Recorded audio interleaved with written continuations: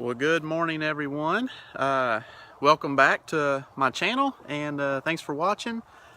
It's a very beautiful morning here in Kentucky. The weather has finally cooled off. The leaves have changed. A lot of them have already fallen to the ground.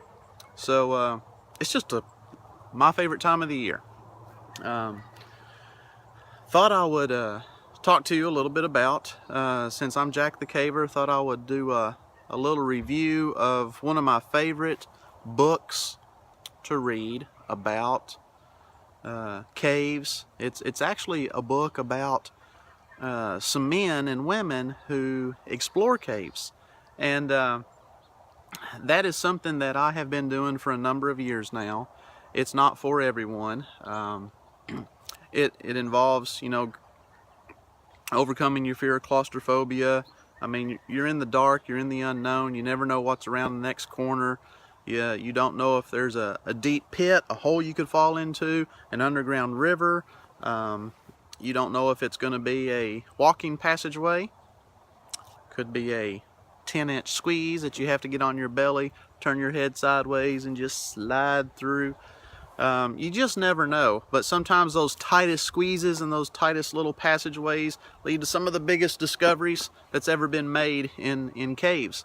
So it's something that I really enjoy doing.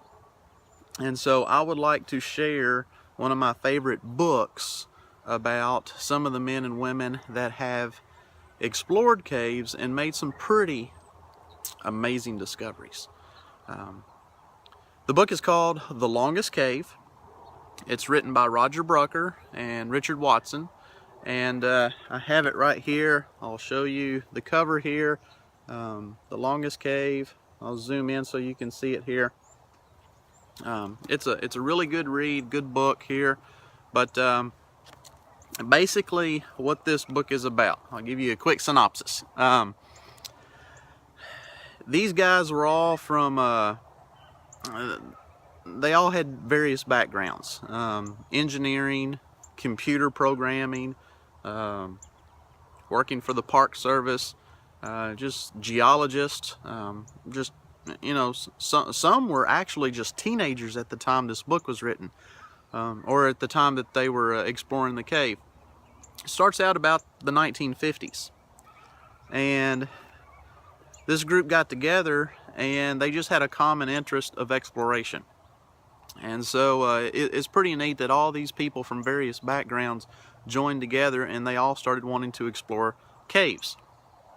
Mammoth Cave had just become a national park a few years before that, but there was still some private land within the park, and this group could explore those caves. And they got really good at what they were doing. So good, in fact, that they wanted to get into Mammoth Cave and start researching and exploring that, but they just wouldn't let a group just come and explore the cave. You can't just let anybody who wants to go caving go explore a cave. So they said, we need to make this more than just a caving club.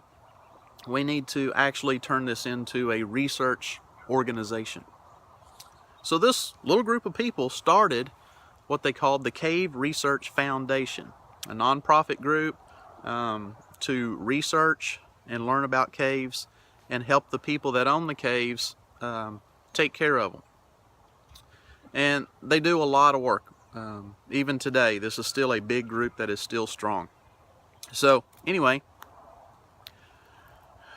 with that being said, they make an agreement with the National Park Service to get into Mammoth Cave. So they're exploring Mammoth Cave, but they're also still exploring all these other caves in the park and outside around the park. So this is the story of their adventures.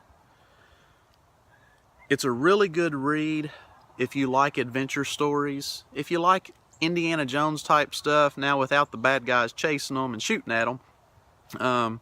But if you like adventure stories, if you like reading about people that climb Mount Everest, people that have, the Columbus type explorers, Lewis and Clark and their adventures. If you like reading adventure stories like this, you'll really like this book, because it's first-hand accounts. It's written by the people that have done this, and they turn out, this goes from the 1950s, 1960s, up into the 1970s, and basically it ends with some major discoveries.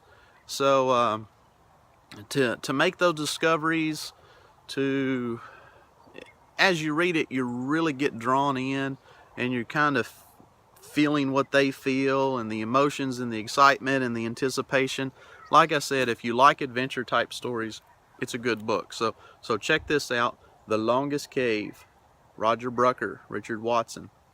I have met Mr. Brucker many times. I have actually had the pleasure of being able to go in the cave and survey and explore with this gentleman. Even though he's up in his years now, the knowledge he has and the stories he can tell are quite fun. He's an old caver with a lot of good jokes and a lot of good stories. It's like taking some senior veteran fisherman to his favorite fishing hole and just watching the master at work. So that's pretty cool. But anyway, that's my recommendation for the day. Not everybody's a caver. Some of you like to go hiking and camping. Some of you aren't outdoors people at all, and that's understandable.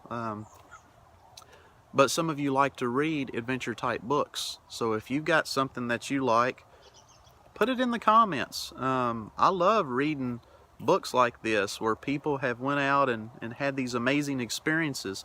So if there's some books that you would love to suggest to me or to the other people watching and reading these comments, please stick them in the comments below, and we'll share those with everybody.